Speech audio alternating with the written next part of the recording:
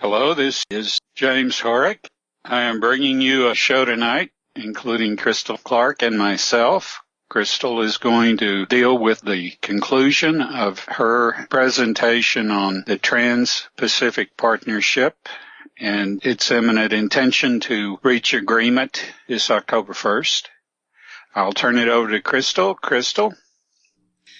Thanks, James. I think maybe first we should thank our listeners and let them know that we actually have a radio show. We've been so busy, and we just really haven't had time to promote it, which is completely antithetical to having a radio show because you're trying to reach people, and it helps if they know you actually have one. So just so that people know, this is actually our third episode, and we have David Corso to thank for this show and his persuasiveness. He's persuasive, I think, in a way only he can be. So thank you for that, Dave. But just so people know, the show is called NWO Race with Time. It's hosted via the WolfSpiritRadio network, which is Dave Corso's project. And it's the second and fourth Friday of every month from 7 to 9 p.m. Pacific Standard Time. It's free to listen live. Dave has been very, very gracious and is letting some of our other colleagues post the entirety of these shows on YouTube for free. But if you're one of those people that prefers the MP3 download, to access those files, you'll have to become a subscriber of Wolf Spirit Radio, which I highly recommend. And his fees are a little bit cheaper than some of the others that you'll find, and it's worth it. So, again, I appreciate all of Dave's encouragement and support. And I appreciate our listeners and the many people over the years who have encouraged both James and myself to do something like this. I had my own reasons for not doing it, but given the, rapidity with which everything is changing or can change, both for the better and for worse, I think that it's important that we do this. So as far as an update of the Trans-Pacific Partnership, I don't really have a whole lot more.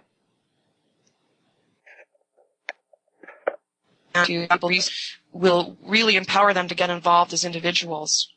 There's one called the Citizens Action Network, which, you can Google that and find it. The other one is exposethetpp.org, which is really, really excellent. At the top of that website, you'll find a few different tabs. One is called What is the TPP? The next one is How it impacts you, Take action, and attend an event. If you scroll down, you'll find wonderful resources about how to contact your representatives. There is contact info, and there is a call script. There are templates for emailing your representatives. There are sample letters to editors that you can use and sign your name to and turn into your local newspapers. There are webinars for learning and also teaching the Trans-Pacific Partnership, which include talking points, and you can also order signage if you're going to host an event. It's really, really important that we do our best to get this out because, again, this is our third show. The second show was about the Trans-Pacific Partnership and how it really is the corporate charter for the New World Order. And it basically strips sovereign nations of their rights. And that trickles down to the individual not being able to have any type of redress with their own government because their own governments are submitting to this. So it's not a good thing at all. There is one particular update that I would like to make, and that was in that last show. Before it happened, because it was really kind of a crash course that I took to share it, I could not prove that Senator R. Songstad from, I think it was South Dakota, was a real individual. And the reason that was important is because the Trans-Pacific Partnership has a deadline of being completed at October 1st.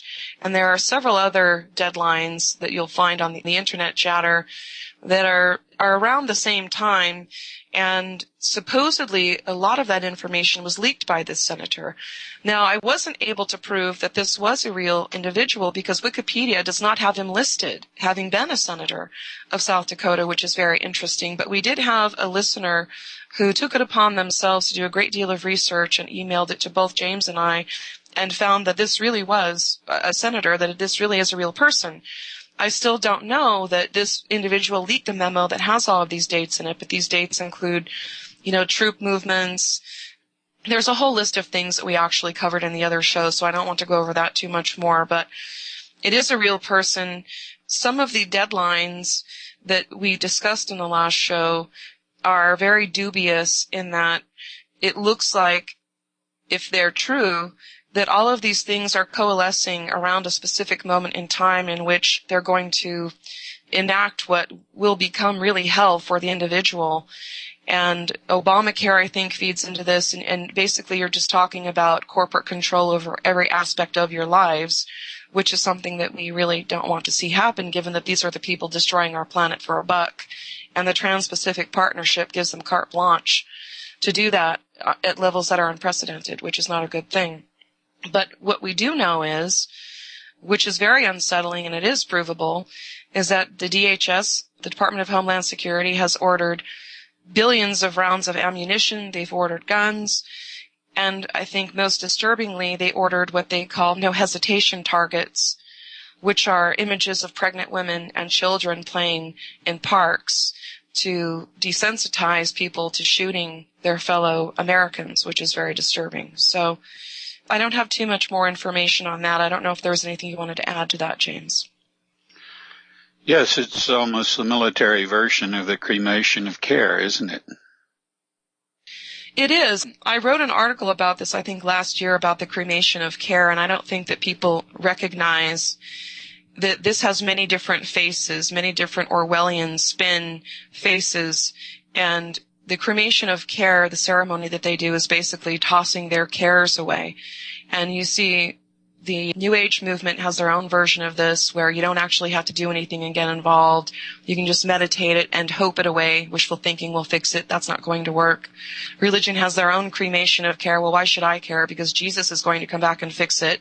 Or we're going to get raptured out of here before the, quote, tribulation happens. Well, if it's a tribulation, if that's the term you want to use, we're in it right now.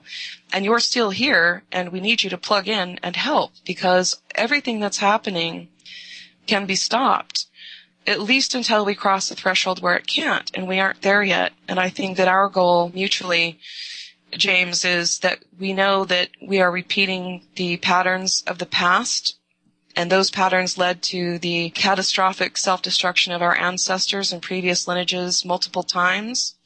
And you and I are very focused on doing what we can to prevent this one. Because if we don't change, we will get where we're going, and it's a place our ancestors have seen before. Yes, it's a pattern that has been repeated, and there are archaeological records that are suppressed that tell about it. They go back to former lineages, and they were left to warn us. But downside to that, as Crystal has pointed out, is that these morons, these moral imbeciles, take that as a blueprint, and of course they are able to maintain secrecy with their wealth and their control over the military. And the message isn't reaching us, so it's done more harm than good, obviously. Yes, that's very, very true. But there is another interesting development, and this is the UN Arms Trade Treaty, which is about gun ownership. And I think the first thing to point out about all of these treaties is that the Constitution supersedes all of them and actually prohibits them. Of course, that hasn't made a difference, because I don't even know how many Americans in this country even know that.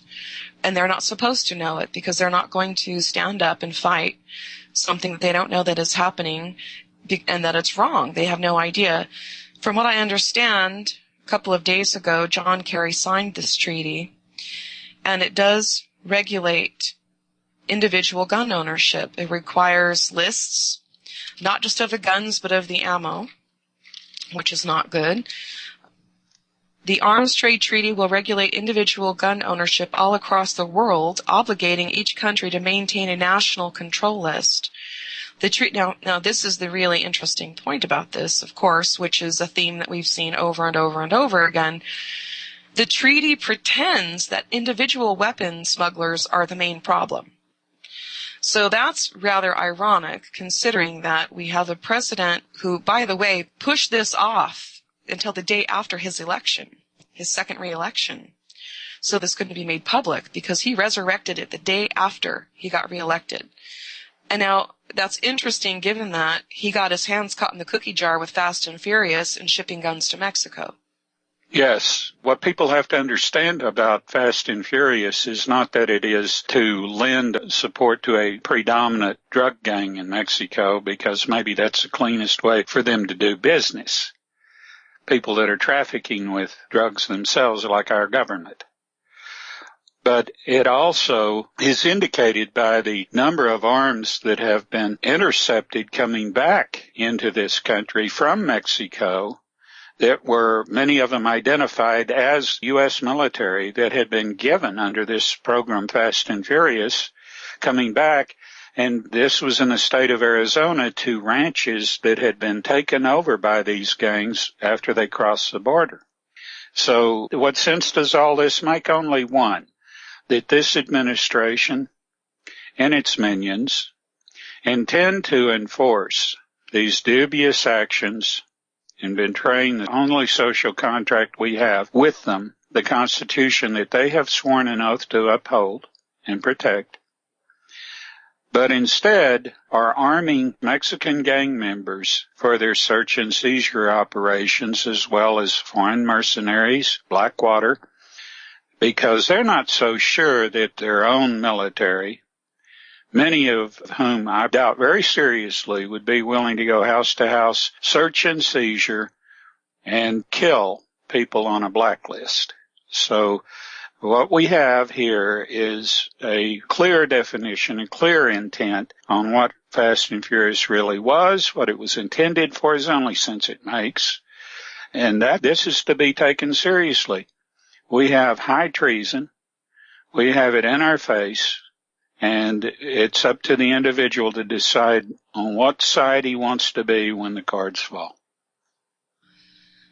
Yes, that's true. And this isn't the first time this has happened. So we have an administration that was smuggling guns to Mexican gangs who are known for beheading Americans. And now we have the same administration giving guns to Syrian rebels who fillet people and eat their organs. And the reason that this is treason is because the Constitution very clearly states that arming enemy combatants of the United States is treason. It's treason. Amen. Yeah. So people are looking the other way. They're looking the other way, and they're looking the other way, and they're looking the other way, and they can't figure out why it's gotten so bad. And if they don't stop looking the other way, it's going to get a lot worse, and it's going to get a lot worse sooner than later. So that's something that we really want to try to reach people about. Again, and we've mentioned this before, I think, in the first show, you can't talk out of both sides of your mouth and in one sentence say, well, I have a government for and by the people, when you've decided not to be one of those people. It doesn't work like that. So people need to take self-responsibility, and you hear people say, well, we live in a lawless nation. Well, we do. We have people in Congress with dual citizenship. That's illegal. Which country are they loyal to? Well, those the who one have country that has done more espionage to this country than any other, Israel. That's right. And this is the other thing, too, which, again, we mentioned during the last show on the TPP. The UN is involved in this. The UN is basically a front for the New World Order. And this is painfully obvious when you see what's happening to Syria, what happened to Libya, what they want to do to Iran, and you have other member nations blatantly pointing out that this is wrong. There is no evidence that Syria's done anything wrong. There's no evidence these other countries have done anything wrong, but they're going after them anyway. So one of the other issues about this is when it comes to this treaty that I was talking about, Article 16 allows for UN personnel to help U.S. law enforcement implement the treaty obligations, and also opens the door to U.S. taxpayers footing the bill for other countries' treaty implementation. Article 14 appears to authorize the president to create whatever domestic gun control laws are needed to enforce it and become compliant. So, this is one of those things where there's a lot of confusion out there. You have a lot of people saying, well, look, we just need a brand new system of government. But what they don't take the time to address is that the system of government we have was very early on, since its inception, meddled with and pushed off track. So, and again, all these people that say, well, the government's for me and by me never did anything about it. They didn't correct it. So now we have lawlessness, and it's lawlessness because the public servants who violate the laws and rules set down in the Constitution, at no point are they called on it. So it's basically like saying, well, look, James, you can go rob a bank, and, well, I'm busy, I'm going to look the other way. So after you've done it 2 or 3 times, what's your incentive to stop doing it? There isn't any. No. So again, people have to begin to understand and learn the rules and laws that their country was founded on, who's violating them, and then make sure that these people are either brought up on the appropriate charges and jailed or fired. And if you really believe they work for you, then you need to fire them. That's the way it works. You can't put your head in the sand. You can't pass the buck. Believe me, I get that people are tired. They're tired and they're broke. But that's a byproduct of the lawlessness and the greed and the arrogance. So do we need a new system? I think personally I would like to see how the original system actually functions when it's not corrupt, and we make sure it's not corrupted. Well, for 125 years, we had an adequate Supreme Court that did its job. The creeps that we have as justices of the Supreme Court today are traitors, they're treasonous, they're the most rotten element of humanity.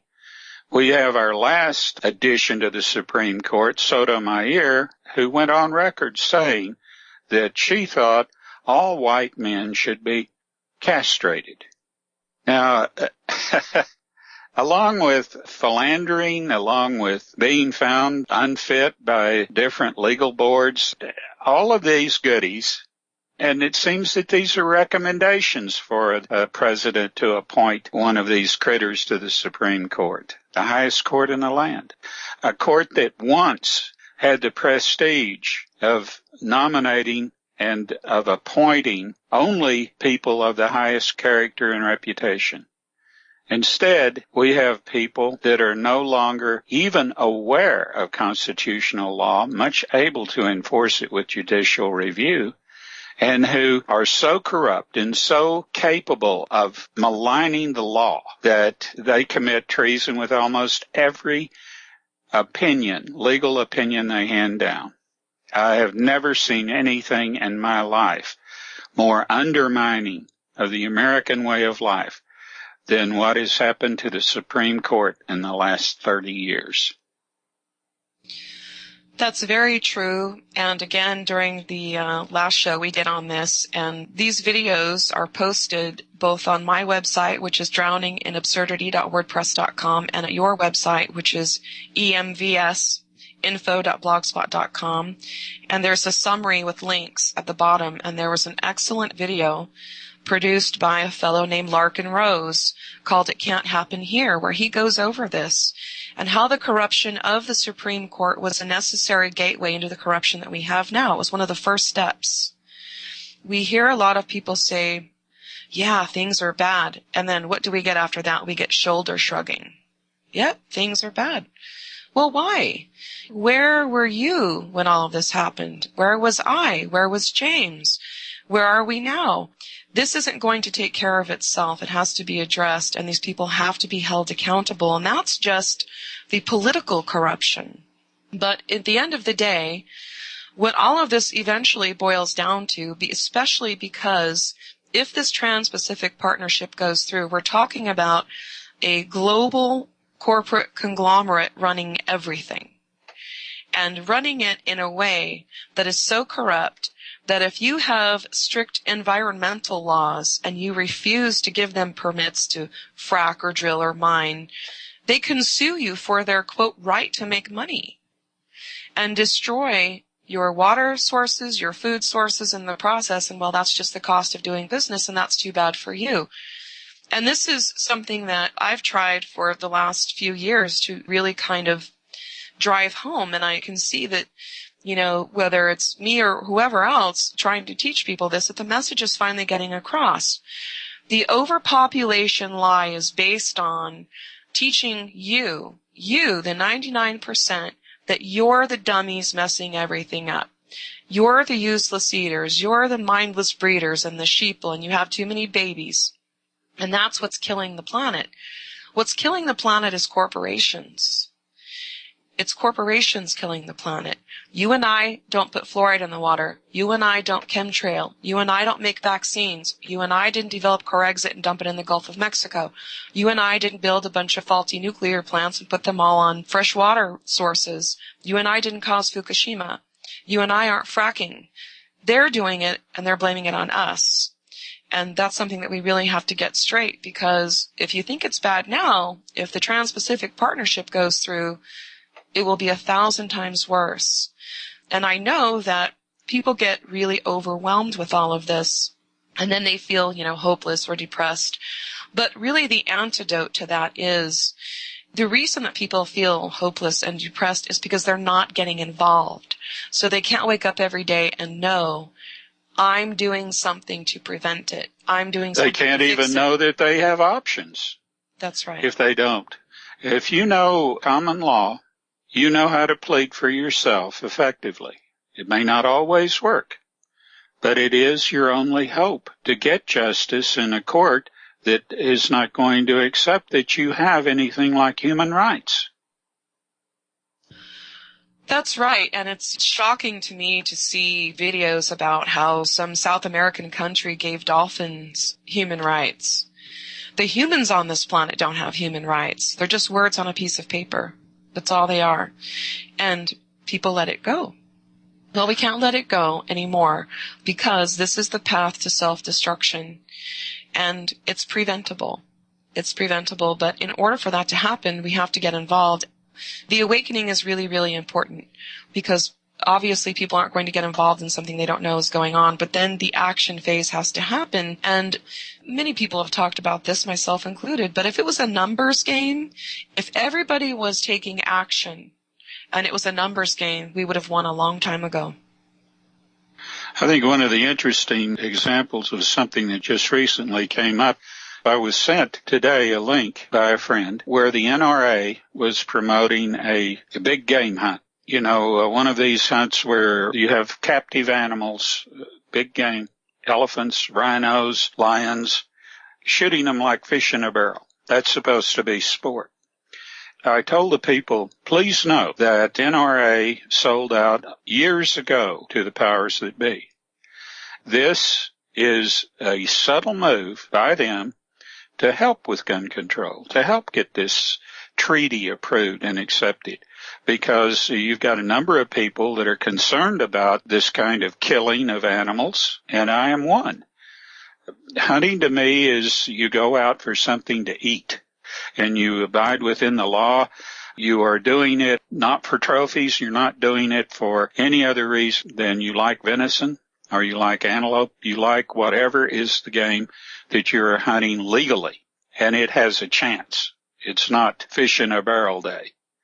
So the NRA does this, and people that may be on the edge of deciding whether or not they would support gun control are again confused and identify the NRA with gun owners who own guns to protect their family, and not just from criminal intruders, but criminal government out-of-control intruders. We have afforded us plainly in the prelude to the Constitution our Bill of Rights, which explicitly states this. So they identify the NRA with gun owners, and let me tell you this. Many people have pulled away from the NRA and joined other organizations like the NGA.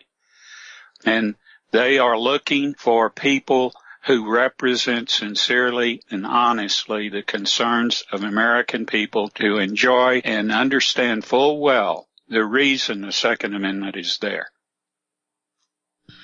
Yes, and that's an important point to make, because it looks like they're shifting towards big game hunting is a way to distract from the real purpose of the Second Amendment, and it's not to hunt. Exactly. It never was. And That's right. Our forefathers understood very much that there was among us fifth columnists, people that were loyal to King George, people that even after the Continental Army succeeded and Cornwallis signed a peace, knew that the struggle had not ended there.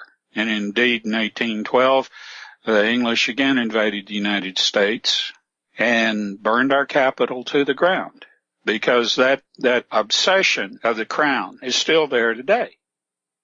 It has contaminated our legal system. Most courts have an admiralty flag, and each of you need to do a little research to understand what that means.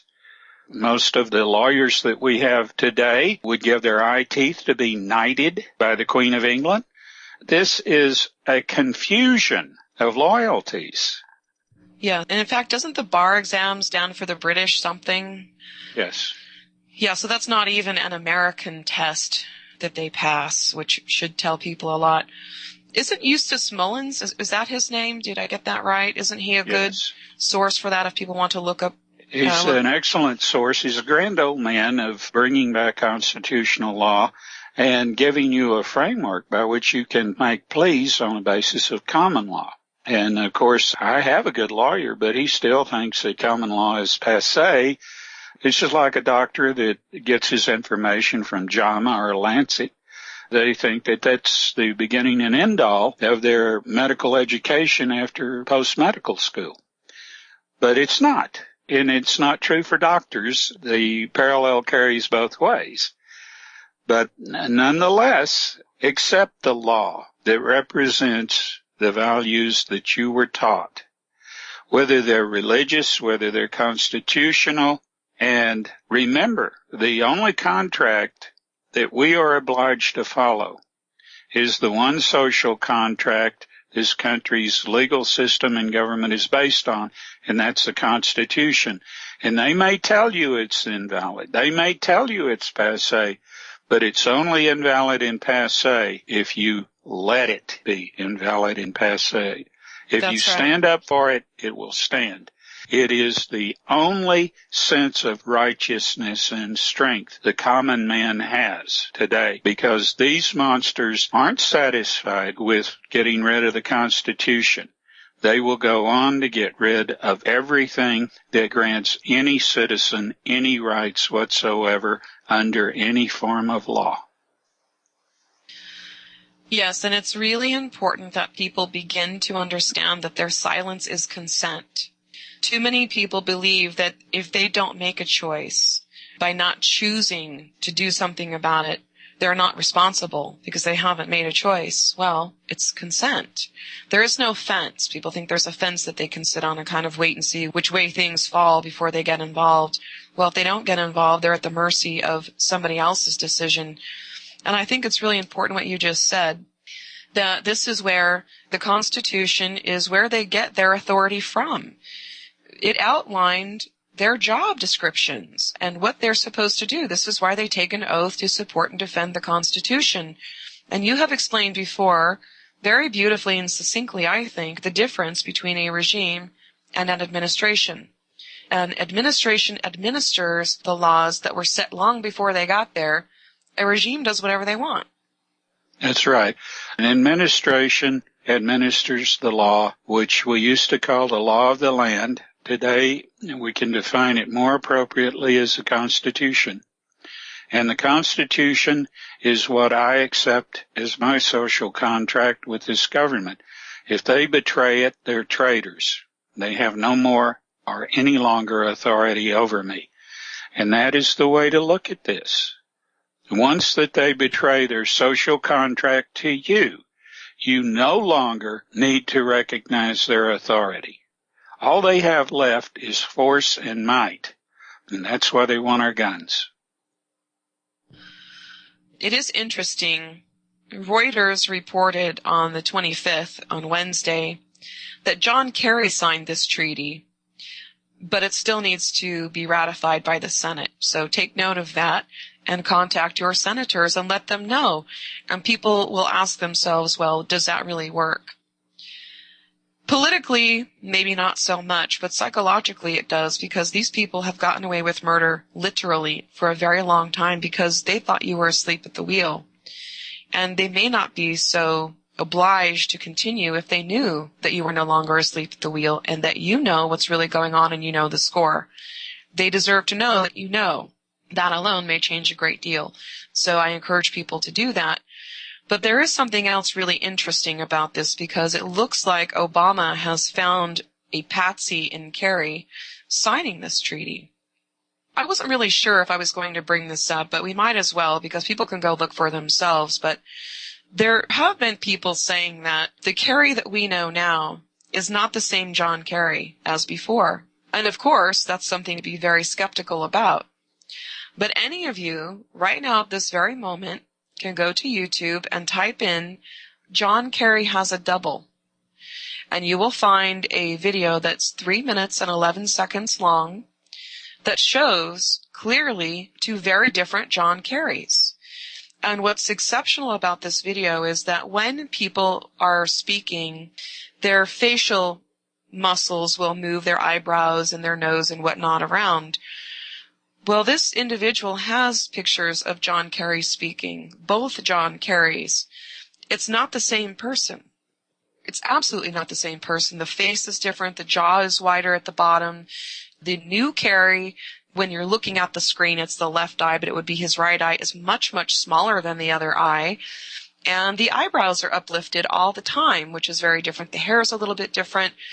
So I know that a lot of people say, well, this is all conspiracy, but the reality is that the average human being has no idea how diabolical these people are and how far they will go to achieve their agenda. Is he a clone? Is he a double? Is it plastic surgery? I don't know. But I tell you, you can go look for yourself, and I would be shocked if any of you came away and said, oh, yeah, it's the same person. It's clearly not the same person. One of the things that's interesting about this, Crystal, is there are plants out there that have injected into these conversations, oh, well, that's Botox. Yeah, people can go look for themselves. There's no way that this is Botox. It is not the same person. No. There's no way. There are people out there that behave like children, and a lot of them are being paid to get online and to confuse as many issues as they can by throwing stuff out there, and a lot of it just comes off the top of their heads. It's laughable. But to people that are not familiar with this kind of hit artist of misinformation plant, disinformation plant, and malinformation plant, if you've been on any of the forums, the online forums where people discuss issues that could take a very serious bend to the concerns of the controllers, to the social engineers of this society, you will find that there are people who attack them immediately and will say anything. They'll misquote them. They'll misrepresent what they say. They will throw any kind of wrench they can think of. They'll throw in. Many times it's preposterous. But they're there, and they're paid to be there, most of them. Yes, that's right. Regarding this John Kerry thing, this is really almost unanimously and across the board the first question people ask when dealing with something that's just really far out of their comfort zone. Why would they do that? Now, you've shared a story about Howard Hughes, and if you would like, I think it would help people understand that this is not the first time they've done something. No, a lot of people that had known Howard Hughes long before he became an absolute recluse in Las Vegas up in a hotel suite, grew a beard, was shooting up whatever, heroin or morphine or whatever it was, that went up to see him, said, this isn't Howard Hughes, including one of his former lovers. So I, at the time, had some connections with some researchers who were in the CIA. And I started discussing some things at the time about what was going on in the Hughes Corporation. After I put several things together, it became clear to me that Howard Hughes had died long before this imposter was planted in that hotel suite, and that the only reason that this was done was so that the military, the CIA, wouldn't have to give up the secrecy they could obtain by keeping all of the skunk works going on within the Hughes Corporation from being exposed to the litigation of settling a estate. So what they did was they kept him alive. Well, that was one thing. But when Excalibur first opened, my wife at the time and I spent a few days there. Excalibur is a casino in Las Vegas for people that don't know. Yes, it's a very nice casino. I was sitting playing poker late one night, and a fellow next to me said an expression in Russian, so I responded in Russian, and we started talking. He was older than me, and it came out that he was second man in his corporation. And so I said to him, yeah, you guys kept Howard Hughes alive a long time after you had put him in the ground, didn't you? And he looked at me with this shock on his face, and he said, how did you know that? I said, just common sense. He ended up offering me a job as a technical writer. It paid pretty good. But, of course, after we had had dinner a couple of times, I decided I really didn't want to have anything to do with him. And I think he decided that about me pretty well, too, because, I talked about things that demonstrated I had a social conscience. That, in my mind, justified what had been more or less my surmising. I can say that in all fairness, Howard Hughes died years before he was reputed to have died. And based on what you just shared, the purpose for doing that and whom it ultimately benefited was the military-industrial complex. Yes. One of the projects they were working on was being able to trace Soviet submarines of a certain type by a certain type of sound wave from any point on Earth, being able to track them. That answers the why. Well, why would they do that? It's that saying, qui bono, right? Who benefits? Yeah. You and I don't benefit from any of this. And, of course, the military-industrial complex saying, when all you have is a hammer, everything looks like a nail. Well, there are a lot of different ways that that's being applied. When all you believe is that the world is overpopulated, all you have is depopulation devices, which is also benefiting these corporations. We have a dear friend who lives in Scotland who turned us on to these videos. I think it's David Blanche. Does that sound right to you? Pretty close. Yeah. Okay. A great guy. Really, really great guy. He and a few others have been documenting everything that's going on at Fukushima since the beginning. 7 months after Fukushima happened, he came down with leukemia. And it's interesting, it didn't hit me until today, and I don't know why. But I found out this summer that a cousin of mine who lives in the Northwest near the coast of the United States also came down with leukemia. And during a private conversation we had one time, you explained to me how leukemia is caused. And if you wouldn't mind, I would like you to explain that. Leukemia is caused from admission into the marrow of the bones of strontium-90. The body reads strontium-90 like it would calcium and welcomes it in. But when it gets into the bones, its radioactive toxicity and the fact that it's not doing any good, crowding out the marrow of the bones is where the red blood cells or erythrocytes are produced. So right there, the increasing shortage of the production of erythrocytes causes leukemia. And that's the sole cause. You can have other causes, but that is the predominant cause in a case of rapid onset, yes. Okay. And where does strontium-90 come from? It's one of the isotopes in the fallout from Fukushima, from Chernobyl, from an atomic bomb, from a nuclear device of any kind which created a fission reaction of any kind. It's part and parcel of sustained fission. Okay. Now, some people may be asking, well, how does this fit into the depopulation agenda? Because obviously we're not going to have everybody suddenly get leukemia and die. But there's a wonderful lady that you and I have talked about before in shows. Her name is Lorraine Moret, and she's an expert on nuclear radiation poisoning. And she's been all over the world. She's done lectures, she's done talks, she's done a great deal of research in different locations, even with teeth. It contributes to diabetes and specifically causes infertility, which is very important. Yes. And she reported not long after Fukushima that on the West Coast, miscarriages went up 30% directly after. And children with thyroid problems has gone up dramatically. Of course, anywhere near Fukushima, as far away as Tokyo, which I think is 90 miles from Fukushima, the incidence of thyroid problems with children is just astronomical. And of course, I only have this on the virtue of information that we have received from people that are there that, have some access to the population, because it's not coming out in their media. It's not coming out in any of the surveys of the AEC or anything official at all. There has been, in the last few days, David Blanche brings this up, some of the Nuclear Regulatory Commission people that have come out and for the first time admitted that the scale of Fukushima and its damage has been woefully underestimated. And they are speaking up finally. It's one of those things, though, that too late and too little. So if you really want to know the truth about Fukushima, Fukushima is going to impact everyone on the earth. The exact same way that nuclear testing did. Well, more so, far more so, because a detonation is one thing. But what we have here, we have the plume, like from a detonation, but we have a continuing plume that's been going on ever since. We have reactor cores that are burning as I speak. One of them that has an experimental type of fuel called MOX that is between 50 and 100 times more lethal.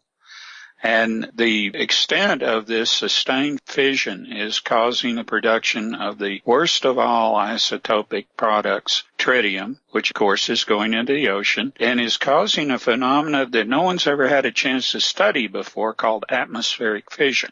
Now, this could lead to something even more catastrophic than what we're talking about now. No one knows for sure. There is such a thing as a condition that can persist from or can come about by this type of thing persisting this long or longer. Then we need to be really worried about it because it'll be one of those situations where no one will find shelter. So we have a situation that has not been mitigated by any effective steps. Chernobyl was. We were lied to from the start when people were telling us, oh, well, this is not yet a Chernobyl comparable event, and it was more so from the very first day. And today it is probably, and I say this advisedly, it is probably 5,000 times worse than Chernobyl.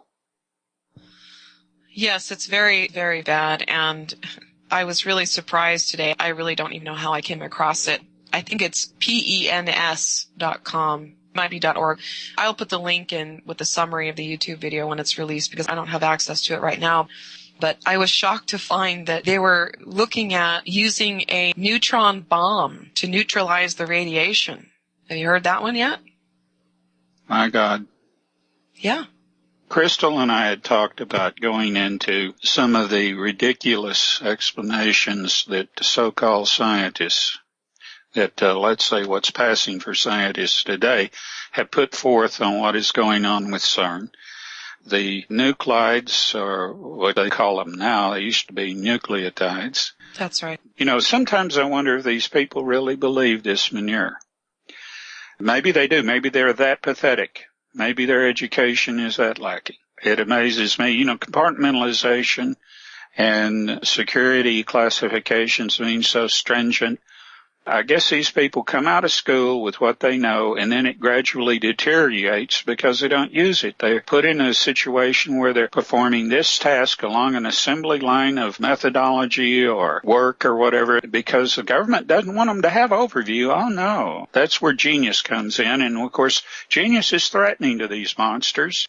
That's right. They don't want any of us to have overview. None of us. And that's why so many of the microbiologists were killed, because you can't keep a guy that's a good microbiologist from knowing what's under his microscope. You can't keep him from doing it, so he is going to be able to put two and two together very quickly and understand that, hey, this doesn't have anything but a weapons use. Why would they bring back, for instance, a disease that has been put down? Why would they bring it back and make it even more virulent than it is? Why would they do this? What's the point in it? Yeah. Money. Yeah. Money and genocide. We're talking about diseases that you can't control once they're out of the bottle. That's exactly right. And my voice is a little raspy because I got the flu from my son a couple of weeks ago. And my husband and I were talking about this. You know, the flus that they have now are nothing like the flus we had when we were children. Those lasted maybe 3 days, 7 days, maybe 10. But these affect the lungs in ways, even the children, that take sometimes a month or two to get past. they've just made a mess, an absolute mess. And I don't think it's just the weakened immune systems. I think that these are strains that are not natural. Well, I've always believed that every 4 or 5 years they come out with a type of epidemic simply to gauge how best to spread this particular bug or this particular virus as an experiment. And, of course, we know that they have been caught doing this before. But I think they've been doing it on scales that would be incomprehensible to people today unless they understood very carefully that there are such things in the planning stages as depopulation and forced vaccinations. All of these things which are not in any way really accepted by the world's population because they're hideous to contemplate. And it's only when you really do the research that you are forced to look at this and see it for what it really is. It's the drawing board plans that have been taken off the drawing board and put into effect for these last 25 or 30 years. And they're there. They have laboratories where things escape all the time. And where you have a laboratory that's hermetically sealed and you have the proper precautions, things don't escape. They escape because they intend them to escape. They want to see how devastating they are. They want to see how far they'll spread before they have to take measures to stop them, how virulent they are. What do they need to do anything more? Can they do anything more to make them worse? And it has gotten to a point now, I think, where they are on the fast track and they are not worried about antidote. They're not worried about antivirus. And this is what you see with madness. It becomes madness when you have gone way beyond your own survival, way beyond the survival of your loved ones, way beyond any hope for being able to find shelter from your own actions. And that is, as a hero of mine, Dane Wigington, who's very involved in chemtrail awareness, that is, as he has pointed out, one of the symptoms of psychopathy, the inability to understand the consequences of their own actions.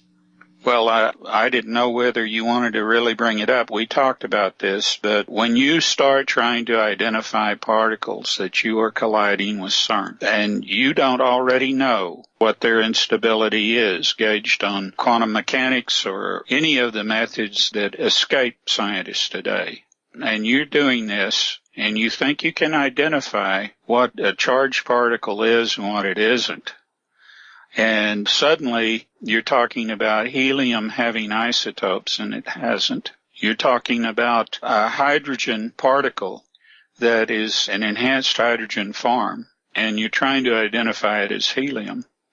Or you're doing something else equally absurd, and you still haven't corrected the myth that was extant at the time that helium was added to the periodic chart of the elements, and you're charging ahead anyway. This is absolute and utter madness. Yes, I do want to get into that, James. I know we have a break coming up, and I thought maybe we could do that in the second hour. But before we do that, I just wanted to point out to people that in the last couple of days, they've publicly released that the police force are looking at these taser handcuffs. Oh, wonderful. Where they put these on and they shock you, and I think it's 80,000 volts that go through these. And collars and bracelets. And people think, well, this is new. It's not new. In the first book I wrote, which, again, I finished in 2008, I included the link. In fact, it was a video you could go watch because they were actually promoting it to the military-industrial complex. It was a company that was making shock bracelets for airline passengers. So if they weren't behaving, you could shock them. They were like tasers, but they're bracelets. And you see, this is what people really need to get across. They think that you're animals. They're treating you like animals. Your dogs have shock collars. When there are too many wild horses out here in Nevada, they don't relocate them. They round them up and they kill them. When there's an overpopulated segment of the animal population, that's what they do. So it's really important that people begin to understand that proper knowledge And being able to face the reality of our reality is essential. And you can't listen to these idiots like the guy that they put on national television in Japan, who went on television and said that they did studies with animals that proved people who smile a lot are not susceptible to radiation. Okay? An animal study. So the animals were smiling, apparently. People may think that James and I are hard on the New Age community, but we're talking about life and death, and people really need to get it together. That's right. That's right. Some things you can't indulge, and some things it's very difficult to sit and watch other people indulge at the expense of their own survival.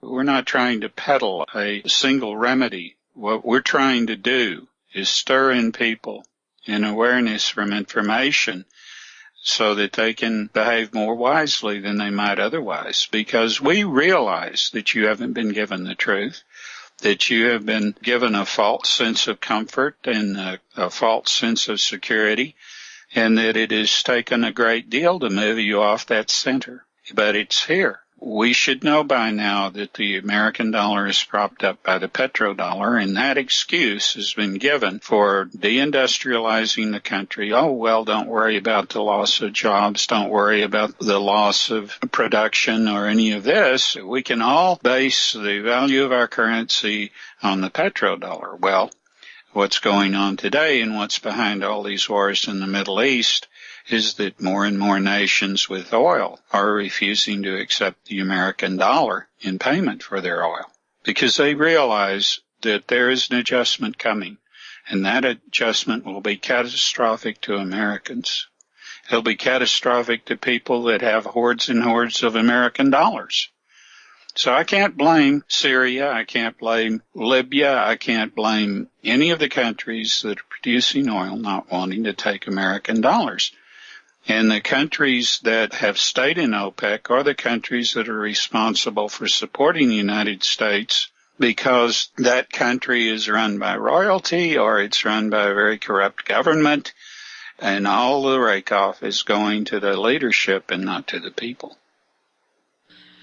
And I would add that long term, of course, these people don't care about catastrophic dollar failure and how that's going to affect us here. They just want to be able to control it and time it, and they can't do that if they have people out there trying to do their own thing, messing up their plans. And of course, also, it's the resources that they want. And people need to begin to recognize that they are resources. So if this massive corporate conglomerate gets their way with the Trans-Pacific Partnership, and there's an Atlantic Treaty as well, so they're working both sides of the globe at the same time, of course. You're talking about the ownership and management of every resource on this planet by a group of corporations, mega corporations, without borders, and transnational corporations. So that's what we're looking at, and you are a resource. And when companies are going through structural reorganization, what's one of the first things that they do? They downsize. Or if they put a little Orwellian spin on it, oh, well, they're right-sizing. So you see all of this going on, the depopulation, the wars. At this point, people know what Afghanistan was really about. It was about the opium. That's what it was about. And the mineral deposits that they have, which I think includes, I think it's lithium that they have there for the batteries. So this is what it's all about, is they want to access, own, and manage all of the global resources on this planet. But there is one more point I would like to make before we move on to the science aspect of all of this, is that another thing that's not legal is czars, or presidents appointing czars.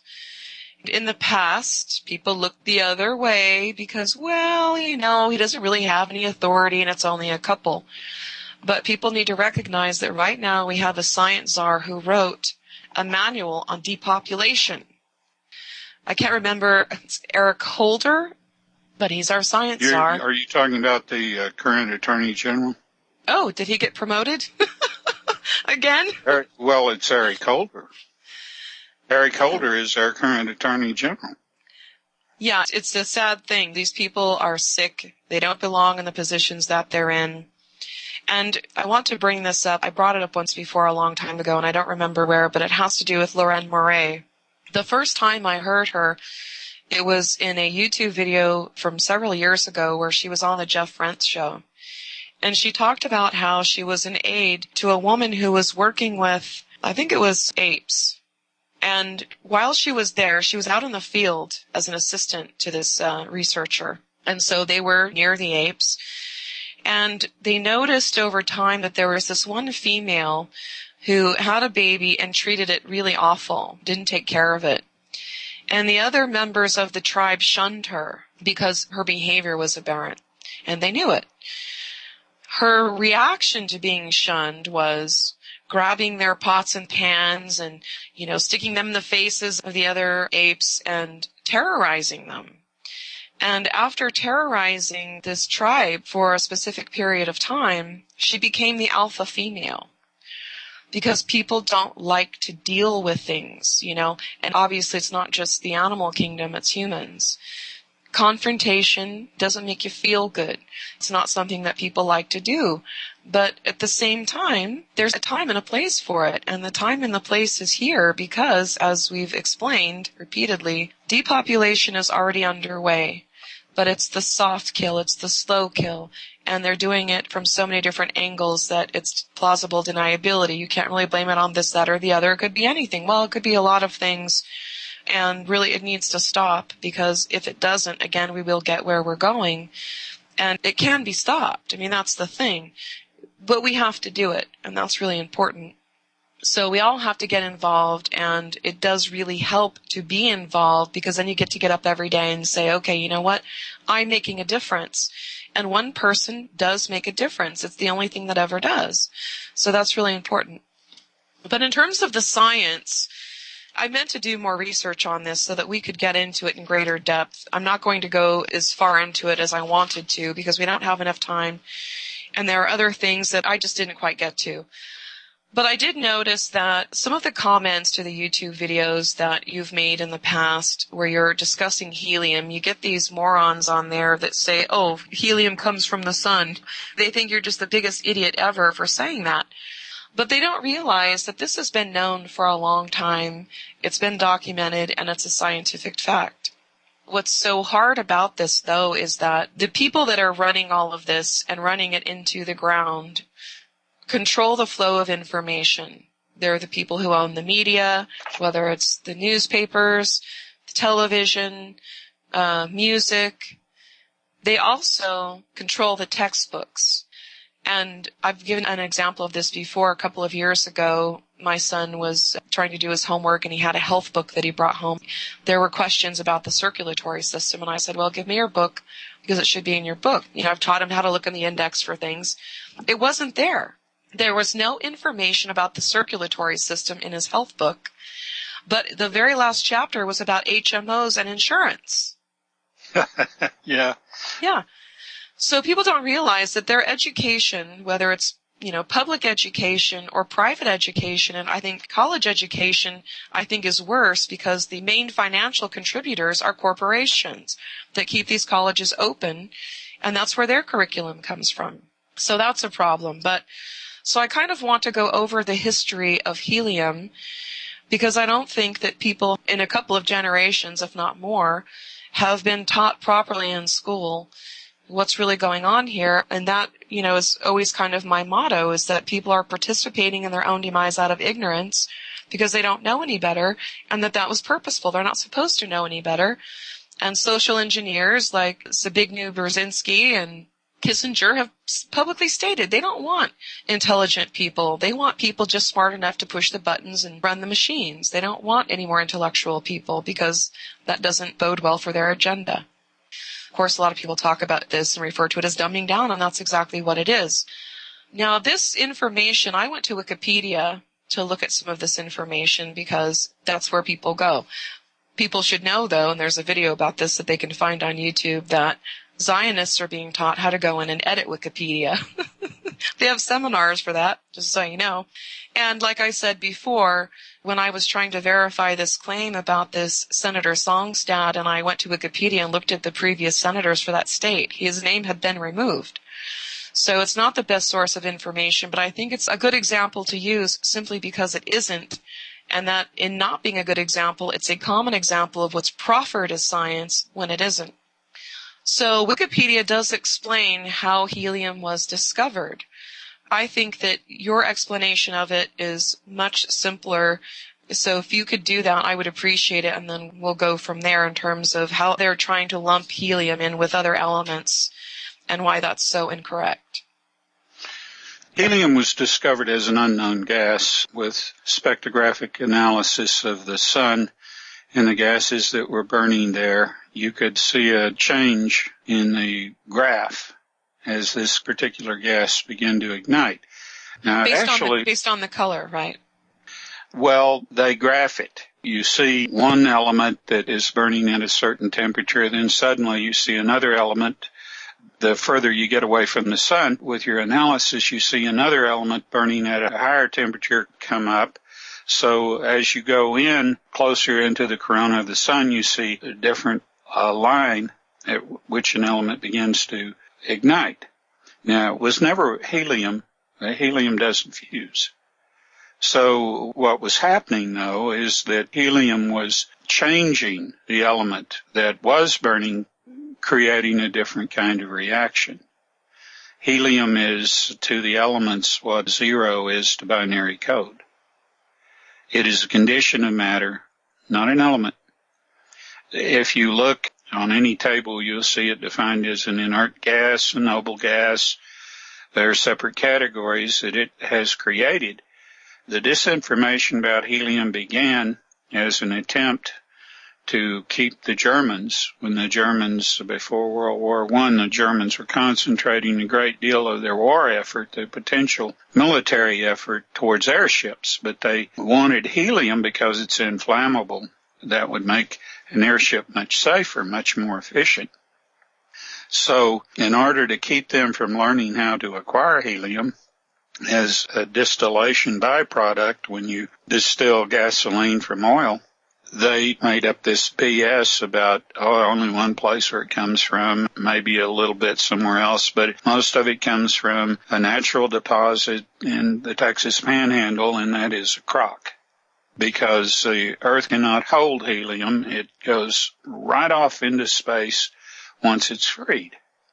So it never was defined as to property until this mysterious presence was showing up during the distillation process, and so they were able to confine it and begin to work with it and found out that they could reduce it to a liquid, and that the more pressure that they applied to it, compressing it, the colder it became. So this gave it a table of characteristics which they could name precisely.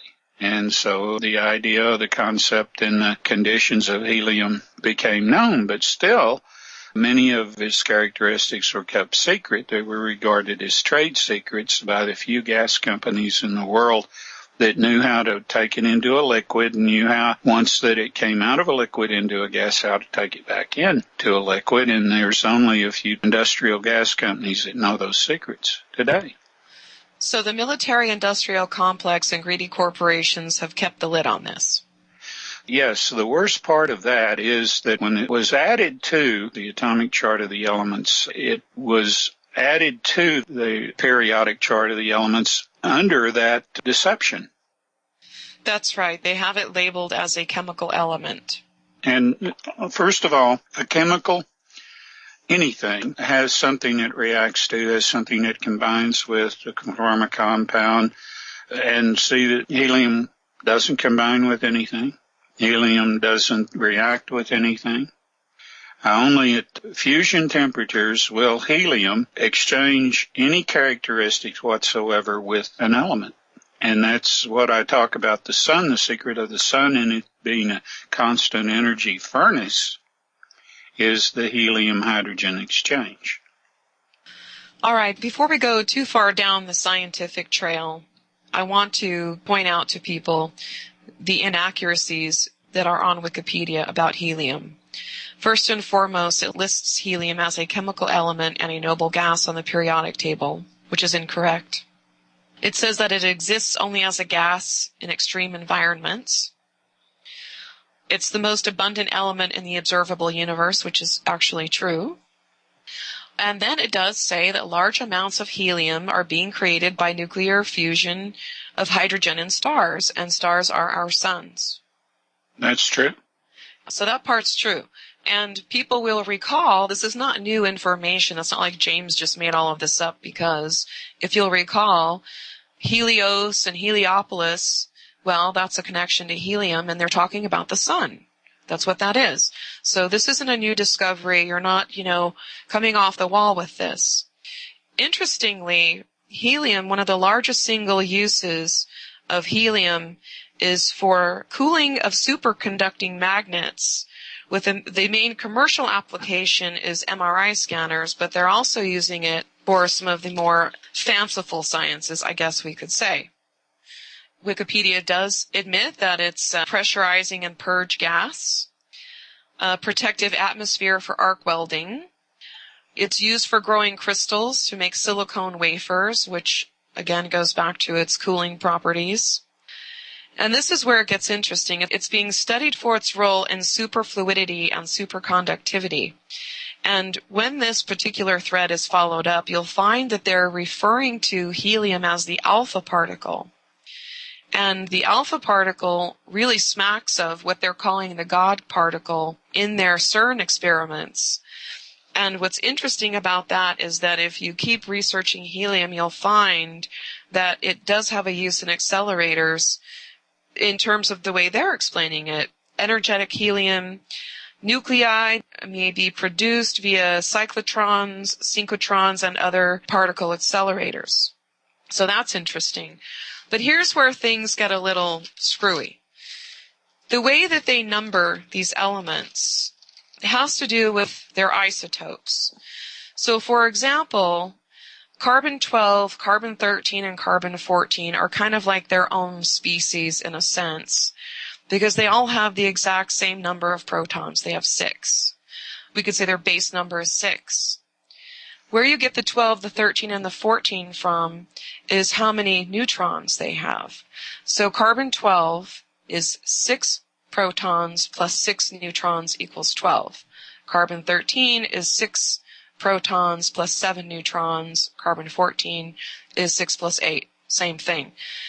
Now, this is where it gets really screwy and where you have people in the alternative community repeating black ops, phony baloney that they're mining helium-3 on the moon, because they're applying this exact same numbering system to helium, meaning that, yeah, so this is the way they're explaining it. So helium-2 is 2 protons and no neutrons and is considered unstable. Helium-3 is 1 neutron and 2 protons. Helium-4 is 2 neutrons and 2 protons. But the problem is they're trying to classify this like they're classifying everything else, and it's not like everything else. Not at all. And as you pointed out, it doesn't react to anything, and it doesn't degrade, which I think is important. What they're identifying as helium isn't. That's the only explanation for that. They're either just that stupid, and I'm not mincing terms here. They are hiding something, and I could make a few guesses. Or they are dodging a bullet from giving away something that might be a sinister agenda. Another one of their Frankenstein experiments. Yeah. Well, You have an alpha particle, right? So they say. Then you have an omega particle. That would never, and ne'er the twain shall meet. What we're getting into is we're moving towards a concept of antimatter, aren't we? That would appear to be the case, which I think is important for people to know. You know, the way that they're cataloging these different elements, even the carbon that I just mentioned isn't being cataloged correctly. So they're hiding an awful lot of things from people and just kind of lumping it all together to keep us dumbed down to what they're really doing. And I think that's really super important. Their choice of terms gives it away, though. God particle. It does, though, doesn't it? Yes. Well, this insinuates that they think that they are nearing to being able to play God. Yes. It's kind of this new age tendency of some people to proclaim I am God crap. You can misuse terms where they lose all meaning. And people do that all the time. And there's certain things that apply to a concept of God that are beyond grasping, right? I mean, by virtue of definition, isn't God inscrutable? Aren't we incapable of defining God? I mean, we can't understand how a planet and a moon are round or why, but here we are, I am God. Well, then tell me why a planet or a moon is round. Tell me what the point is, how it came to be that way, whatever. To these people, I am making a vast leap when I say it's design. So if I've left them out in the cold right there, and they're calling themselves God, something is very, very wrong here, because I'm not calling myself God. I'm no closer to the face of God than anyone else. Yes, I mean, that's exactly right. And of course, I think it's super important. I say this a lot, but I don't know that it can be said enough. The dumbing down process is part of the psychological manipulation that we often refer to as perception management or social engineering, because people really do care. They really, really do care. You don't see all these people lining up to inject their babies with toxic vaccines because they know they're toxic. If they knew they were toxic, they wouldn't do it. So robbing people of crucial, proper knowledge is what allows them to be psychologically manipulated through their emotions, because people don't know any better. They don't have a counter to what they were just told. So they go with it, and it always affects them emotionally. Let's look at what they're capable of. The American people have expressed that they didn't want gun control numerous times. That's why every time that these bills come up, they're defeated. Now they go through the back door illegally. They betray the trust of the American people, and they undermine their desires, their intention, their will. So they are getting militant like a terrorist, aren't they? Then the next they are thing, the terrorists. That's the thing. They are. They are. I mean, they sponsor terrorism. That is what Israel has built itself on. You know, you want to know the first terrorists in the Middle East, they were Zionists. And all of these false flags are pulled off with actors, are designed to psychologically manipulate people because they're not being given the proper statistics about how many people actually save their own lives by being gun owners. They want people to look the other way at, oh, well, look, all these rogue people are walking into malls and schools and shooting people. There's absolutely no proof that any of that's true. And in fact, if you look deeper at it, you find out that it's absolutely not true. But they want you to believe it is. No. So that goes back to the psychological manipulation. Well, let's talk what's recently happened in Syria. You know, I mentioned this before. If sarin gas was used, it has a chemical signature the same way the residue of gunpowder leaves a chemical signature. Sarin gas leaves a chemical signature with the residue that it creates. Now, this has been taken and been identified and shown to come from a company in the former Republic of Georgia, the former Republic of the USSR, and from a company that is American-owned. Now, the minute that this came up and was in discussion, everyone stopped talking about it. So it only came up, it was only mentioned briefly, but I caught it. And you probably never hear anything else about it. It'll disappear, but it came up. And the people that determined this are on record as having determined it. But as far as the media is concerned, it never existed. But you see, I was wondering about that to begin with because evidently the rebels had this sarin gas. What I call rebels, they aren't rebels. You know, a rebel is a faction of a country that turns against its government. These people aren't even Syrians. They're mercenaries. They're sellswords. Yeah, they're Al-Qaeda, the Muslim Brotherhood, paid mercenaries. Probably many of them are Blackwater or being trained by Blackwater and Mossad. And, of course, Qatar, according to different sources, Qatar is channeling the finances because they want that pipeline across Syria for their gas. And this will undermine Russia's market. They want to take a country criminally, and they're lying. I mean, big surprise. The media isn't doing its job. When has it last done its job? Oh, I think it's doing its job very well. It's just not the job we think it is. Yeah, not for us. Not for us. I mean, this is another thing. When you take and you stop enforcing antitrust laws that are on the books and have been on the books 75 years, and you let fewer and fewer people get more and more control over the media, more and more control over book publishing, more and more control over newspaper ownership, all betraying with criminal acts, defying the law, and the government won't do anything about it, then this is what happens. This kind of control falls in these people's hands, like Ted Turner, like Murdoch, and whatever they say goes. An editor or a journalist that goes against the grain gets fired, and then blacklisted on top of that. So that's what we have. What we have is the McCarthy era in reverse. And it's been going strong now ever since Ronald Reagan. I think Ronald Reagan was asleep at the wheel and George Bush Sr. was running the show. And he's a monster. In every way a person can be a monster. Yeah. Oh, yeah, they're professional monsters. But I do want to go back to this because I think it's really important to re-inject some proper knowledge and common sense into the equation, because there are just too many well-paid people muddying the waters and confusing people so that they don't really know where their time is best spent, and they don't feel like they have any hope because always the enemy or the problem is in outer space or out of your hands, so the state has to take care of it. Well, whom does that serve? It is always a diversion to be distracting.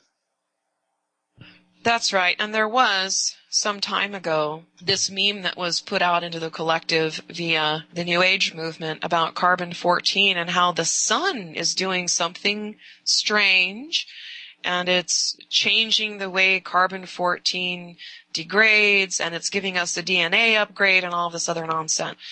You and I talked a little bit about carbon-14 yesterday because I did want to discuss it today, and you brought up something really interesting about carbon-14 in that it's really only good for carbon dating, but even then, the way they're teaching people that it works is completely erroneous. So I'm wondering if you would be willing to explain that a little bit. How is carbon-14 used for dating, and how should it be used, or can it be used? You know, what's wrong with the way they're selling it? After anything has burnt, it leaves a carbon residue and develop a crystalline structure, and that will degrade similar to an isotope. But what also influences that are the salts that it picks up where it is bedded. If it's bedded in kimberlite, it's liable to become coal. If it's where water's going to soak through it or whatever, catch these salts. So many times it isn't elemental radiation we're talking about, it's conglomerate radiation. And in most cases, when you are trying to determine the age of a sediment or whatever, you concentrate on the first carbon that shows up in that sediment at that layer, stratigraphic layer. So the radiation reading that you'll get, of course, will begin at a particular time, and you can use other means of determining the age of that strata, and then you can relate that to whatever you find as far as the fire hearths and other things that are there. But if you find, for instance, carbon that is inside something that has been fired, like a clay tablet, or you can determine the time plus or minus maybe 350 years or so, you can determine the time that chemical changes in that carbon occurred once it had graphically changed. Because from that period on, once it has achieved an inorganic structure, it'll begin to degrade. That isn't totally unique to carbon, but as far as emanating radiation or whatever, so low it doesn't really make any difference. The effect of the sun wouldn't have anything to do with it. We are getting a whiter light, which means a less filtered light from the sun in the past years because of chemtrails. They're wiping out a microbe that proliferates in our atmosphere that aid in filtering our sunlight. Geoengineers tell you that they're doing this to moderate global warming, and that is another myth. Yes. Global warming is a myth. Yes. If anything, speaking geologically, we are not far from the beginning of a new ice age. And That's right. Good geophysicists have talked about that now for 30 or 40 years. But that's right. They were drowned out by the Al Gore parade.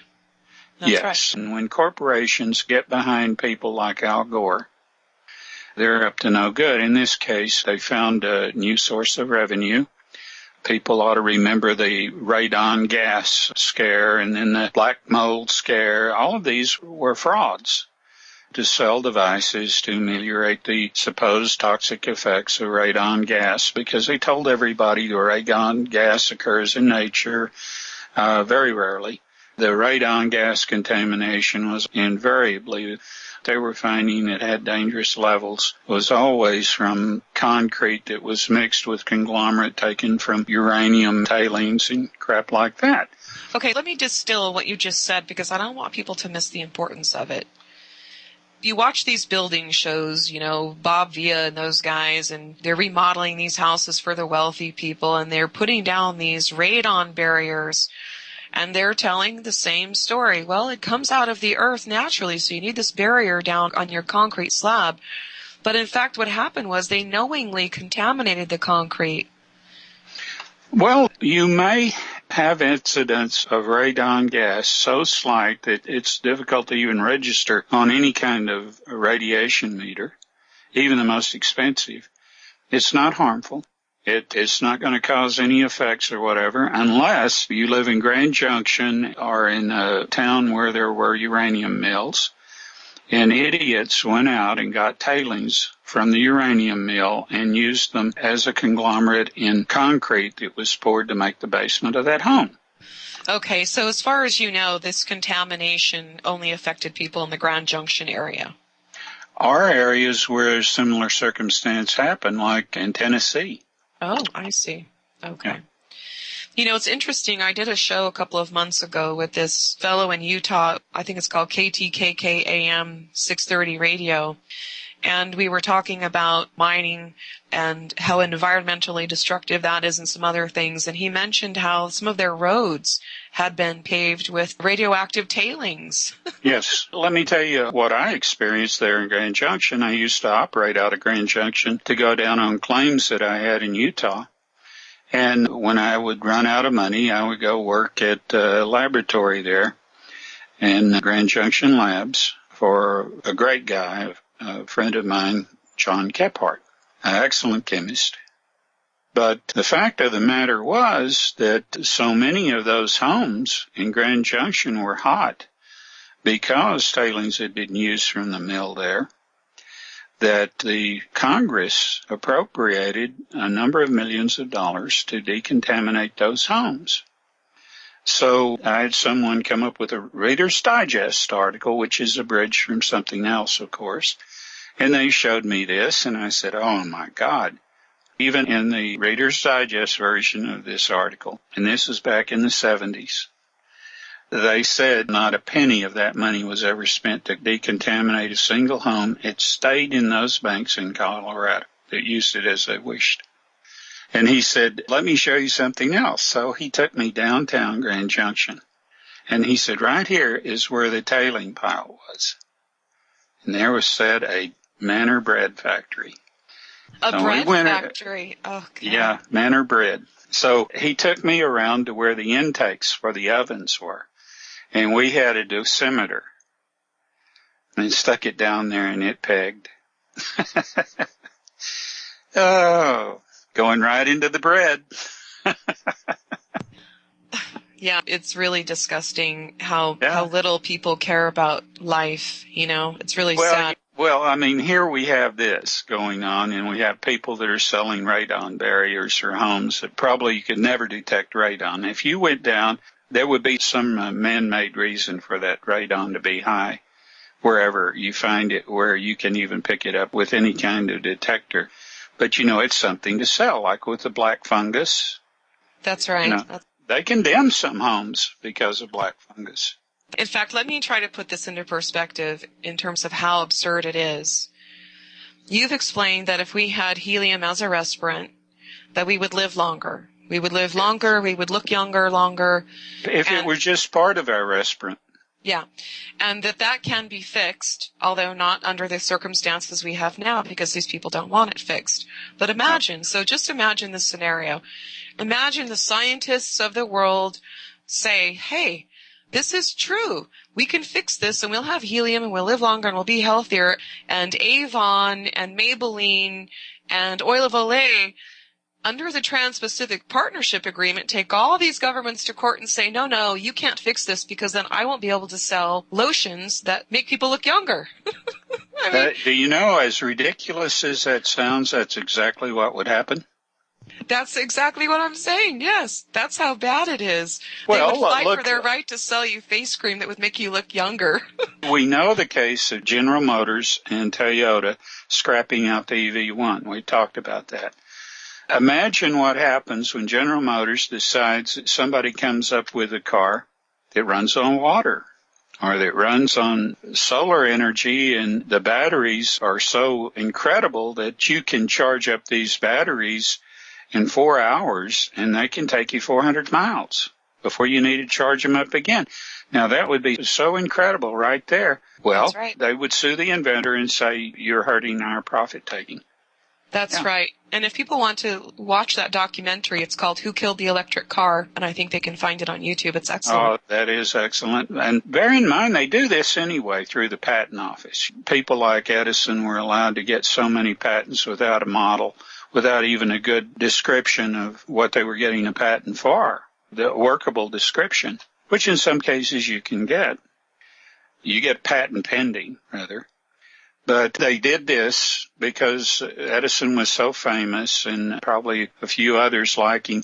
These were the darlings of the industrialists because they were going to protect the status quo and keep any new products that would threaten their market or their cartels to a minimum.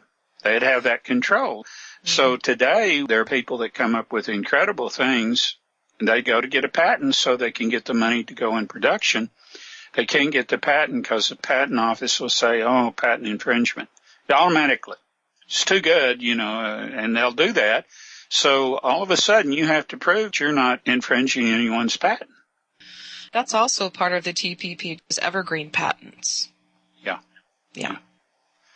Well, I know that these goofball elite think that they can change it all for the better once that they've got the population of the earth down to 200 million or less, and they can have paradise and whatever, and then they'll figure out how to correct all the damage that's been done to the planet. No, they can't. They don't even know what kind of damage will be done once this depopulation goes into effect, and all kinds of opportunistic bad crap. Bacteria mutated this, mutated that. They have no idea what the end result will be. No. But it's always been there when things like this happen. So their pie-in-the-sky idea of what they're going to have with their self-proclaimed expedience for the greater good shit, pardon me. That's right. No, that's true. That is going to be taken care of miraculously because they're doing the right thing, right? They're doing the right thing. And they keep telling themselves this, and they've got minions that tell them that. And basically, anyone true to the instincts of a human being knows that they're evil, knows that they're a stigma. The population knows they're aberrant, knows a cancer. They're a cancer. They are. They are. And they will kill their host if they are not stopped. They will kill their host. That's right. You were talking about the cremation of care. I think, rather than just not caring, I think the cremation of care is more the loss of empathy for anyone that gets in your way. Absolutely. I think that's the ultimate meaning of that. Of course, they word it in such a way, it's like anything else that's ritually practiced. It's a little bit off the note. So you can do the wink-wink, tongue-in-the-cheek thing. That's true, but I have to say that they're getting really arrogant and brazen because part of the cremation of care ceremony is the burning of the effigy of a baby. And That's we right. saw a massive, large scale of that at the Olympics, and it was pretty awful. And I don't know how people missed it, you know? Well, they don't want to believe it in the first place. You take John Kerry. John Kerry once had some prestige. He may have also had a conscience. Maybe that's why he was replaced. Well, whatever is there today, whatever it once was, what it is now, has no sign of recognized humanity. No, not at all. Absolutely none. His actions are plunging a proud country and a wonderful people into the abyss. I've often said that they're killing nature to kill us, but I think that as time goes by, I'm becoming more and more convinced that there are so many rogue programs running. Inasmuch as they don't want us to have any overview, I don't think they do either. I think that there are all these little pockets being funded to do this, that, and the other, but at no point has any of them sat down and looked at the overall picture of how all of those things are interconnected and what the consequences will be. I don't really think that they know. They know. These are the people that have had access to those halls of records. That's right. They In know. terms of their super rogue science, I think that maybe there's just a part of me that really does believe that some of these horrific Frankenstein black ops projects were started by people that are no longer here and have just ran amok. And the scientists know that as long as they keep popping out what the people want to hear, they'll keep getting their grant money. And nobody's really minding the entire store anymore. You've seen the movie The Cube, haven't you? No, I don't think I have. You haven't actually seen that movie? No, it is about a group of people that get abducted and wake up, and they are in one of those projects run amok that the creators have long since forgotten any use for, any design for. I tell you, it kind of makes sense. But, you know, again, going back to the Trans-Pacific Partnership and this huge corporate conglomerate that's being given carte blanche global domination, this is a really good example. I mean, I gave a fictitious one in terms of, you know, if we could put helium back in our atmosphere, how Revlon would complain their sales would go down. But there is a very real lawsuit going on right now with Bayer and Syngenta against the European Union Commission because their pesticides were banned for killing millions of bees. And so they're suing because, well, who cares if your bees are dying? You're interfering with my right to make money. That's really how absurd and insane it is. But Yes. They just don't care. Well, you know, I was going to suggest a subtitle for the show tonight, Trans-Pacific Partnership Agenda, or When Greed Isn't Enough. Yeah, I think When Greed Isn't Enough is really good because, you know, the Trans-Pacific Partnership is just one more arm on the octopus. Yeah. But it really goes back to the pattern of the greed, the arrogance and the greed of a very small number of people on the planet who have done some very awful, dastardly things to ensure that they keep that power at any cost. And the cost is high, even for them. Well, I think when we look at it, we see the ultimate in the megalomania. We see people that if I can't be the God of the Bible, I will be Shiva, the goddess of destruction. The destroyer, yeah. Because these people don't care, which is part of their ceremony, the cremation of care. You burn it so that you don't care, so that you can be cruel and aggressive enough to get what you want at any cost. They want to, and I believe this, and I've written about it in both books before, they want to become God. They want complete control over creation so that they can do with it what they want.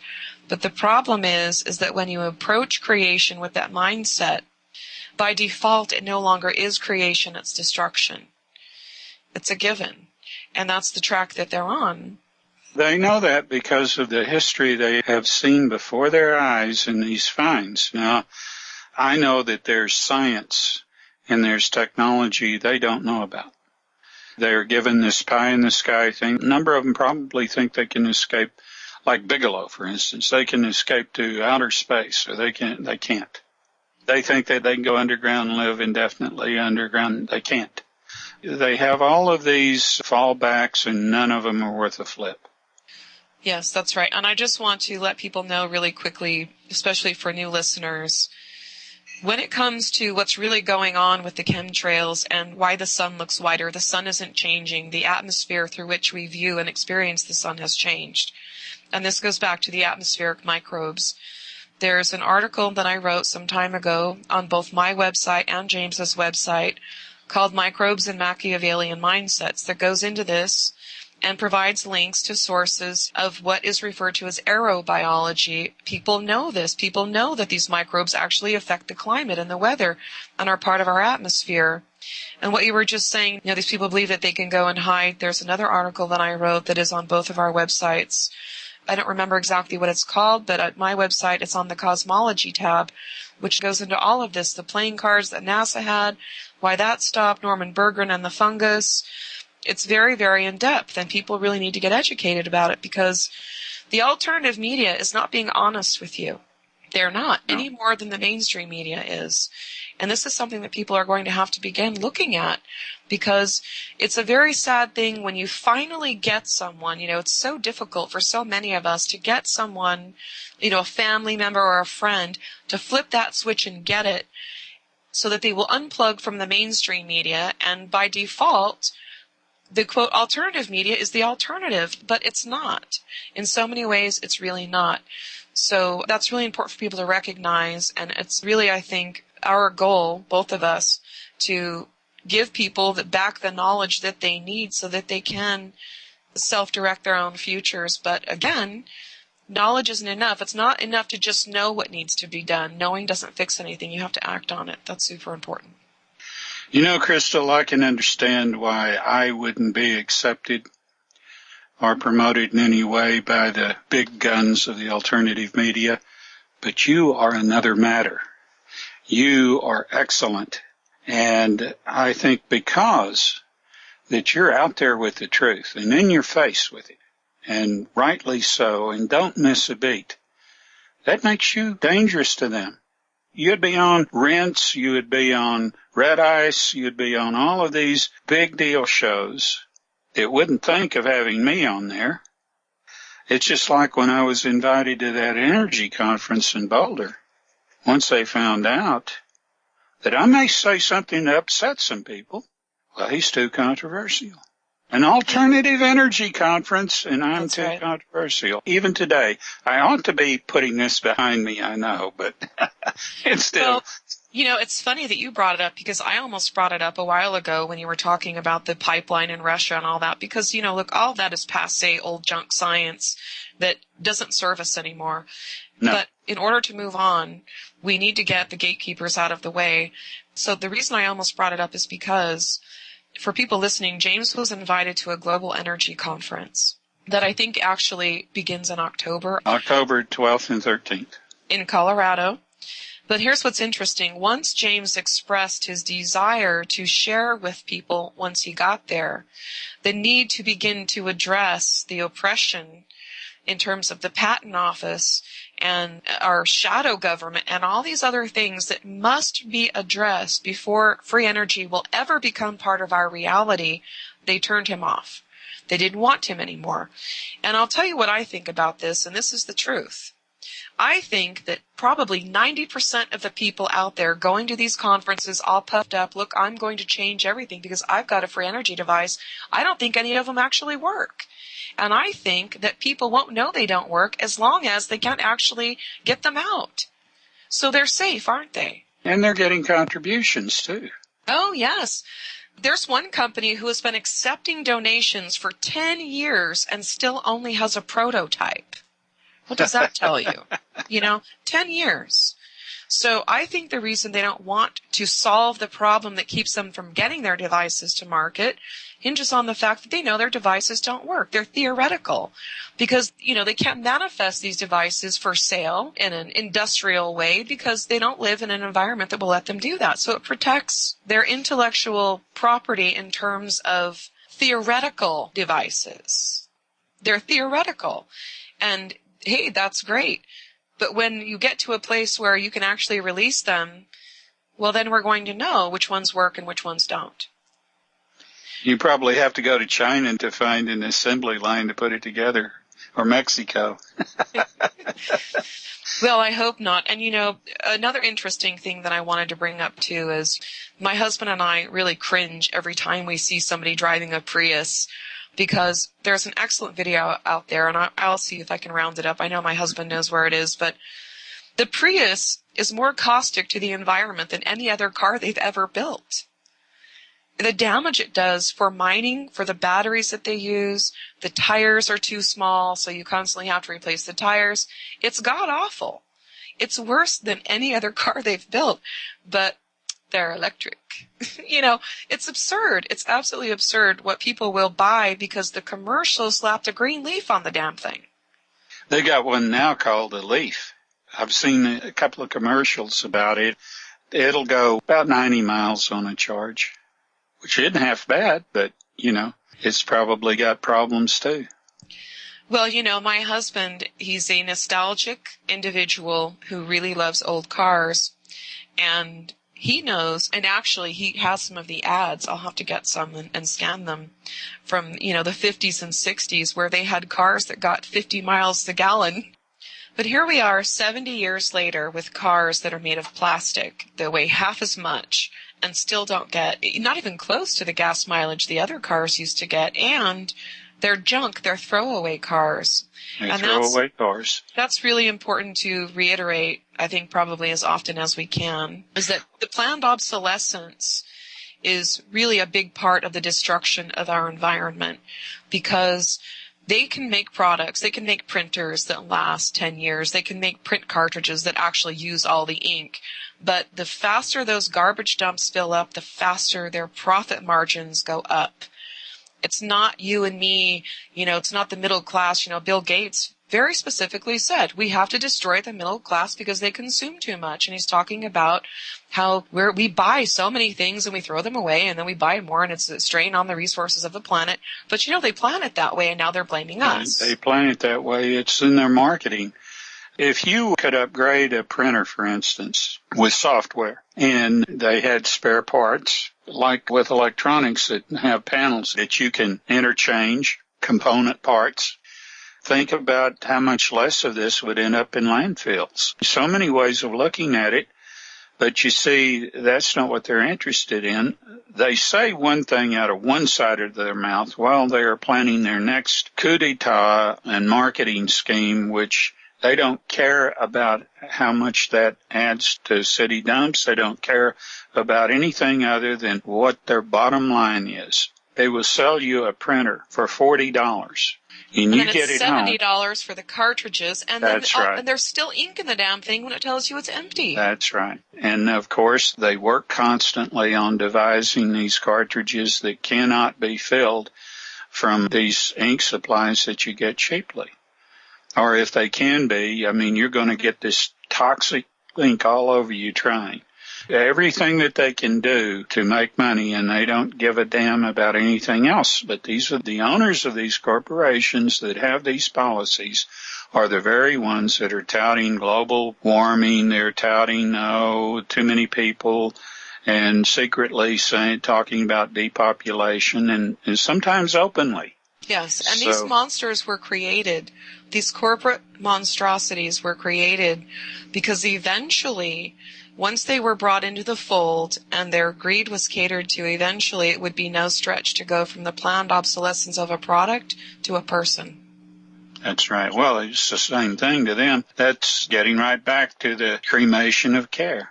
This is a euphemism or a metaphor, what have you, that goes above and below one example at several levels with conveying the same basic meaning. What is in our way, we can get rid of without any tinge of conscience.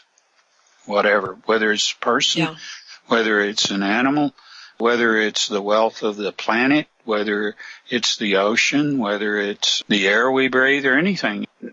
To have any regard for health of any kind, you see, that is to be cremated. Now, what are we taught through tradition to believe that corresponds with? That corresponds with Satan. to turn everything good upside down. That's exactly right. And people don't know that. I'm so sick of movies showing a pentagram right side up and saying, oh, look, it's evil. The pentagram right side up is really Da Vinci's Vitruvian Man, and that the mind, the sentient mind, is at the top. When it's upside down, you've got the animal, the baser forces. The goat. You got the That's goat, right. which is the symbol of Satan. And not only that, but, I've tried to explain to people that the devil himself, the image that they use is a chimera. It's a mishmash of all this stuff stuck together. It's got hooves and claws and horns, and it's part human and part animal. And I don't know why the church can put that image out and not understand that that is an absolute violation of creational law, but then turn around and say, yeah, we approve GMOs. Yeah. Right? Oh, I'll tell you, anybody that draws their moral blood from an institution as disingenuous in its moral teaching as the Catholic Church is in trouble. No wonder so many mobsters have attended its rituals so devotingly when there is absolutely nothing else that represents in the slightest anything spiritual they're a part of. And I put spiritual in quotation marks. Mm-hmm. Yeah, pseudo-spirituality. Spirituality without morality is bereft at best. Yes, I'm glad you said that, and that's exactly true. And morality, you see, is not a license to be silent when harm is being done to those around you. And it's not subjective. No, never is subjective. There's one truth, and one truth alone. There's one reality, and one reality alone. And when people talk about different realities or different truths or whatever, beware. That's right. That's right. Well, James, we went over a little bit tonight, and I did want to get into Comet ISN, but because I didn't get to put together enough material, going down the road I wanted to go in terms of properly re-educating people about cosmology. Maybe we can get through some of the mythology behind cosmology. Maybe we can save that for next week, unless there's something else you wanted to talk about next week. No, I certainly want you to be 100% before we keep any late nights. I feel much better. It's just the last month has been really rough. First the pinched nerve and then the flu. So I don't know if people can tell. I'm a little cranky. My edges are a little sharper. Can you tell? I was stuttering and out of my element when the show started, and you came in and picked it up and did marvelously. I'm going to let you start all the shows now. Is that okay? No, you don't. Nice try, though. No, but I think we should wrap it up for tonight, and if you don't mind, we'll lump Comet ISN in with getting through the mythology of our cosmology, because people need proper knowledge, because it's like anything else. If someone comes to you and says, hey, this is a sure thing, give me all of your life savings.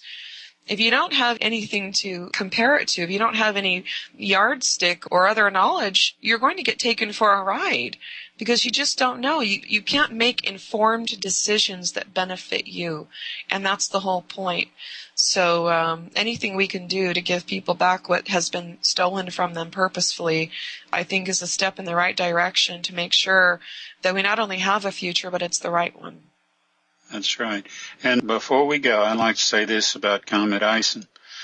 At the beginning of millennium, at the beginning of events that have been noted as catastrophic in one way or the other, like the beginning of the Mediterranean, for instance, there was the foreboding comet. It's built in to each legend about civilizations collapsing and the end of a city like Pompeii. All of these things are supposedly hearkened by a comet. And if that is to be attached to ISN, it is by design, nefarious social engineering design. And don't buy into it. That's true. I've been watching this series on Netflix called The 4400 that came out a few years ago, where a bunch of people were taken somewhere from different time periods, and then they were all brought back. They were taken by people in the future, enhanced with certain abilities, and then put back into the past so that they could prevent some kind of cataclysm. And it was really funny. this comet. They thought it was a comet that was coming in, and this is what was delivering these 4,400 people back to Earth in the same location. And this woman, she really got it. They said, oh, the comet changed course. And she said, well, then it's not a comet, is it? Well, I love people to trust their senses and draw their own conclusions because we don't have enough of that. We have so many smart people.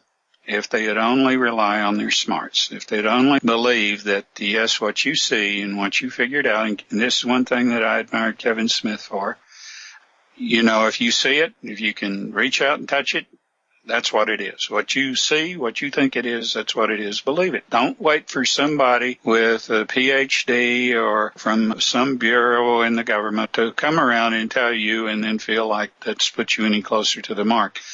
Except that you have the intelligence and you have the senses that you, as a creature of God, let's say, as a creature of sentience, as a creature that has received the gift of sentience, that you have that. You have that innately.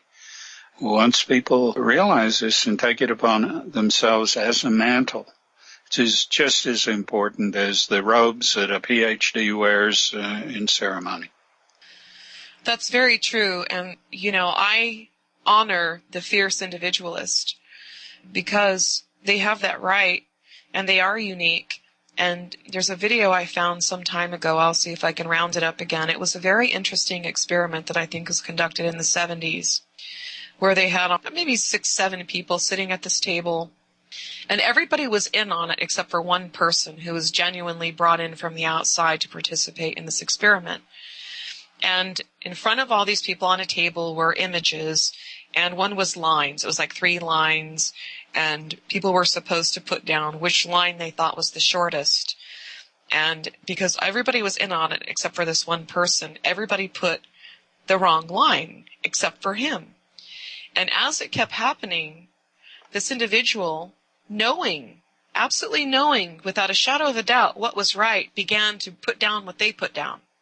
Because he didn't want to stand out. Yeah. No. I've been there. I've done that. Crystal, haven't you done that too? Went with the flow just to get along. When you were, say, maybe 12 years old. Maybe. I was kicked out of preschool when I was 4, so. You've always been like that. Wonderful. I don't have a lot of examples of going along to get along in my life because I just don't get it, Wonderful. That's wonderful. So, all right, we'll wrap it up. And again, I would like to thank Dave Corso. He's being very, very gracious, letting our colleagues put these out for free on YouTube. But again, as a reminder for people who prefer the MP3 files for their iPods or whatever, you do have to subscribe. His rates are low. It's a great show. And he's just a very gracious individual. And I'm glad that we connected with him and are doing this show. And we'll be back the second week of October. Yes. I thought it was the second week of October myself. It is, right? That's our next show. The second Friday of the month is the second week of October, right? Oh, that's next month. Oh, yeah. Yes. That's right. I'm sorry. Yes. It's one of those days. This is WolfSpiritRadio.